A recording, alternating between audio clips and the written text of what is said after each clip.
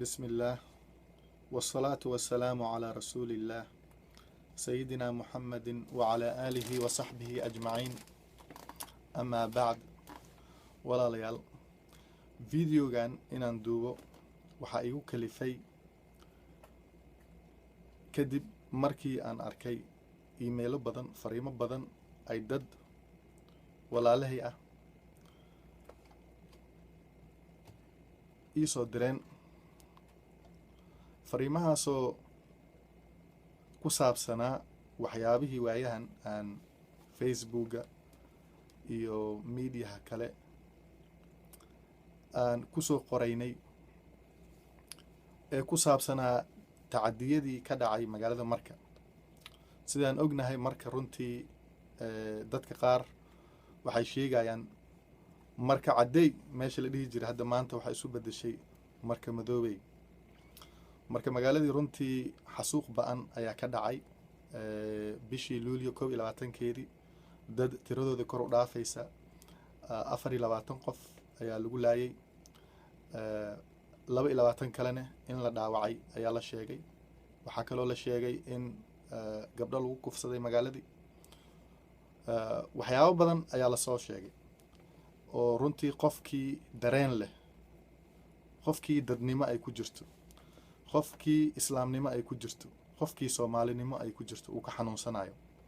sidoo kale maalintii shalay ahayd bisha Agost 1 qoys dhan ayaa gurigooda intii loogu galay la laayay. waxyaabahaas runtii wax loo adkeysan kara ma ahan. dadka fariimaha soo diraya marka maxay leeyihiin warniyow joojiya fariimahan iyo waxyaabahan cambaareyntan iyo waxyaabahan kale aad Amazon-ka sheegaysaan iyo ma arkin dhaqdhaqaaqan aad haysaan joojiya, waayo waxba ma soo kordhinayo. qaaraa waxay leeyihiin adiga niyow looma ooyaa taa iska aamus, haddii beri lagu dilana waxaa laleeyahay looma ooyaa la dilay. marka cid oo qaylinaysa iyo cid oo arrintaasi wax ka qabanaysaa ma jirto. marka waxaa ku roon inaad iska aamusto.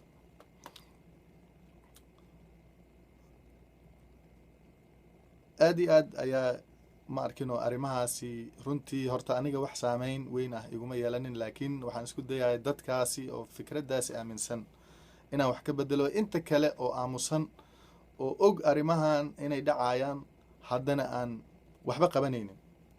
sidaan ognahay nabigeena suuban sallallahu alayhi wasallam xadiid saxiix ah ayaa wuxuu ku yidhi man ra'aa minkum munkaran falyughayyirhu biyadih fain lam yastatic fabilisanih fain lam yastatic fabiqalbih wadhalika adcafu liimaan. qofkii arko wax munkar ah, wax uu dhibsaday, ha isku dayo inuu gacantiisa ku bedelo.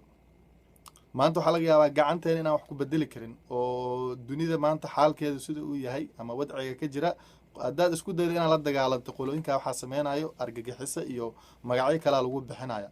marka taasi munaasab ma ahan oo dhibaatada ay abuureysa ayaa ka weynba faa'iidada ay keeni karto. tanaan annaga hayno oo ah afkeeni inaan ku dagaalanno oo aan nimankaasi tacadiyada ay geysanayaan aan dunidoo dhan gaarsiino, ayagiina ma arkin oo aan si toos ah la hadalno oo aan u sheegno inaan ka warhayno marka hore waxa ay sameynayaan. ileen war la helaa tala la helaa.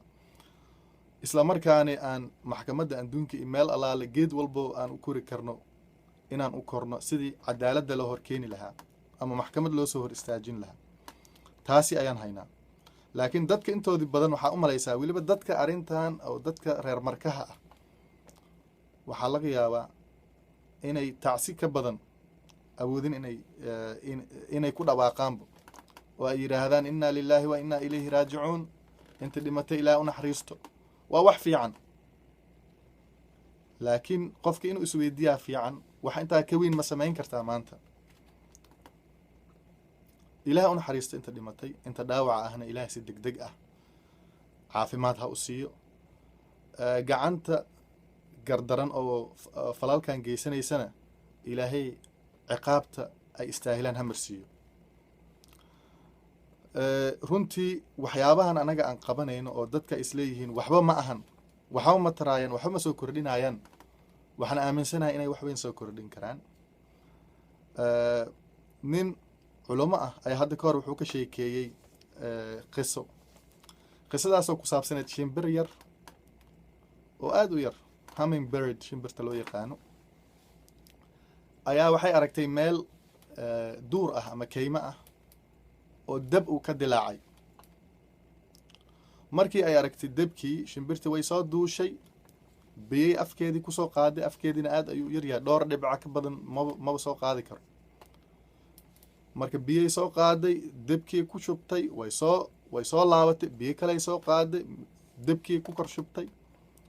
debkiina deb aada u weyn ayuu ahaa, laakiin debkaasi haddii sidaa lagu daayo oon waxba laga qabanin, wuxuu ahaa mid bii-adoo dhan baabi'inayo oo noloshii iyo wixii dhan ma arkinoo baabi'inayo waxa meesha ku noolaa.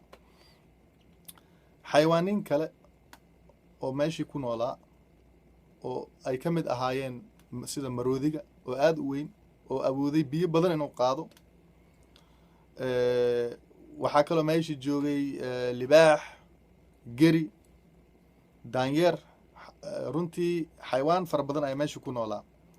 laakiin wax intay qabtaan iska daaye, shimbirtaa yartaa markay arkeen ay yidhahdeen war tan maxaa ku dhacay, mawaalanta waxay u malaysaa dhowrkaas dhibcood ay qaadayso mar walba in dabka ay ku damin karto.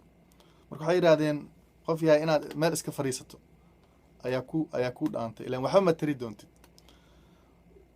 shimbirtii shimbir aada u xigmad badan ayay ahayd, waxay ku jawaabtay intaas ayaan awoodaa aniga inaan qabto, waana sameynaya, waayo ilaahay subxaanahu wa tacaala yowma alqiyaamo wixii natiijaa meesha ka soo baxo aniga ii haysan maayo, laakiin waxaan qabtay ayuu isu aali doonaa. marka qof walbo waxaa fiican wixii dadaal ah uu samayn karo inuu sameeyo, ha yaraadaan ha badnaadaan, waayo ilaahay qof walba wuu og yahay karaankiisa.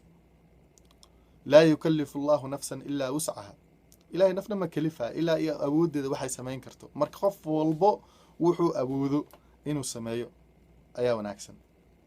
marna ha isdhihina dunida maanta ama dhibaatada meesha ka jirta waa dhibaato aada u weyn, wax allaale waxaad qabatana mid wax soo kordhin karta ma ahan. ta ha ku fekerin, hana isniyad jibinin, raxmada ilaahayna ha ka quusanin. ilaah subxaanahu wa tacaala wuxuu leeyahay laa taqnutuu min raxmat illah, raxmad ilah ha ka quusanina. waxaa laga yaabaa wax yaroo aad qabata ilahay inuu barakeeyo, isbeddel weynna keento. ilaahay mar walbana caawinaadiisa ma foga, alaa ina nasra allahi qariib, ilaah caawinaadiisa meel dhow ayay jirtaa mar walbo. marka walaalayaal, qofkii wax samaynayo, adiga intaa ma arkino wax haddaadan qabanayn axsan iska aamus, laakiin dadka waxa yaryarkaa qabanayo moraalkooda ha dilin, oo haddaad wax ku kaalmaynayso waxaad ku kaalmaysaa hadal oo ayagii waxaan u dhimaynin, oo ay dadaalkii ay ku kordhiyaan, dadaalkay hayaan ay ku kordhiyaan, ama talo wanaagsan si, haddii kale iska aamus, ama wax kheyr ah sheeg ama iska aamus. laakiin ha isku dayin dadki inaad niyad jibiso, inaad magacyo sida looma ooyaa tahay, iska aamus, yaa warkaa maqlaaya iyo waxyaaba noocaas oo kale ah. runtii waa laga xun yahay, waa laga fiican yahay runtii waxyaabahaas in lagu hadlo. marka insha allah waxaan rajaynaynaa dadaalka socda inuu sii weynaado, isbeddel weynna yimaado. hadda intii yareed oo la dadaalayay, maanta wargeysyada waxaa ku qornaa in 2 askari oo ciidamada amisom ka mid ah in loo haysto, loona xiray tacadiyadii ay geysteen. marka haddii dadaalka la sii wado, waxaan xaqiijin karnaa askartaasi tallaabo rasmi ah in laga qaado, iyo kuwa kaloo dhibaatada geystay. taana waxay muujinaysaa in Soomaali, inkastoo runtii xukuumadda iyo waxa meesha ka jira dowlad lagu sheegayo ay ka gaabsadeen arrimahani, in dadkii shacabka ay nool yihiin oo ay ka dhiidhinayaan wixii dhibaato ah oo Soomaaliya meel alaale meeshii ka mid ah oo ay ka dhacdo inay dadkii ma arkin isu hiilinayaan oo ay qaadanaynin dhibaatadaasi meel alaale meeshay doonta ha ahaato shacabka soomaali waa mid waa dad ma arkin oo muslimiin ah waa dad luqad iyo dhaqan iyo waxyaabo badan ay ka dhexayso marka waxaan rajaynaynaa insha allahu tacaala inuu ilaah naga dhigo kuwii hadalkii wanaagsan qaatay wax alaale wixii sax ah aan sheegay ilaah xaggiisu ka yimid wixii qalad ahna xaggaygu ka yimid wassalaamu calaykum waraxmat ullaahi wabarakaatu